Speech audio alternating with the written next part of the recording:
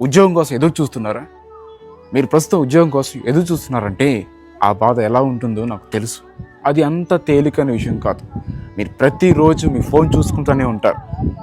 ఎవరైనా ఫోన్ చేస్తారేమో, ఎన్నో ఇంటర్వ్యూలు అటెండ్ చేశారు, ఎవరైనా మీకు ఈమెయిల్ పెడతారేమో అని ఆ పిలుపు కోసం మీరు ఆశతో ఎదురు చూస్తున్నారు కదా. ఆ పిలుపు కోసం, ఆ కాల్ లెటర్ కోసం, ఆ ఈమెయిల్ కోసం మీరు ఎదురు చూస్తూ ఉన్నారు. ఎక్కడి నుంచి కూడా సమాధానం రానప్పుడు, ఆఫర్ లెటర్ రానప్పుడు, కాల్స్ రానప్పుడు, ఈమెయిల్ రానప్పుడు మీ మనసు ఎంతో కష్టంగా అనిపిస్తుంది. కానీ జాగ్రత్తగా వినండి, మీ జీవితం ఎక్కడితో ఆగిపోలేదు.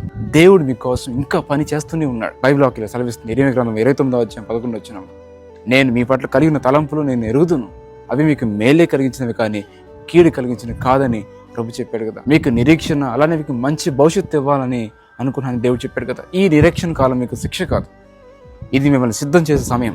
బైబిల్లో యోబులాగి మీకు కూడా ఇప్పుడు పరీక్ష ఉండవచ్చు. దేవుడు అతన్ని 2 ఆశీర్వదించాడు. ధైర్యంగా ఉండండి, విశ్వాసాన్ని వదులుకోవద్దు, నేర్చుకుంటూ ఉండండి, ప్రయత్నం చేస్తూ ఉండండి, ప్రార్థన చేస్తూ ఉండండి. ఒక్క ఫోన్ కాల్ మీ జీవితాన్ని మార్చగలదు. ఒక్క అవకాశం ఎన్నో తలుపులను తెరవగలదు. దేవుడు మీ కన్నీళ్ళు చూస్తున్నాడు.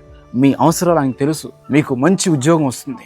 ఏ జాబ్ కోసం అయితే మీరు ఎదురు చూస్తున్నారో ఆ ఉద్యోగం, ఆ జాబ్ దేవుడు ఖచ్చితంగా ఇస్తాడు. అడిగిన దానికంటే, ఊహించిన దానికంటే అత్యధిక మేలు దేవుడు చేస్తానని వాగ్దానం చేశాడు. కాబట్టి ఓపిక పట్టండి, దేవుడు నమ్మండి. మీ సాక్ష్యాన్ని పంచుకునే రోజు దగ్గరలోనే ఉంది. త్వరలో మీరు జాబ్ను పొందుకోబోతున్నారు. Get ready for your test money.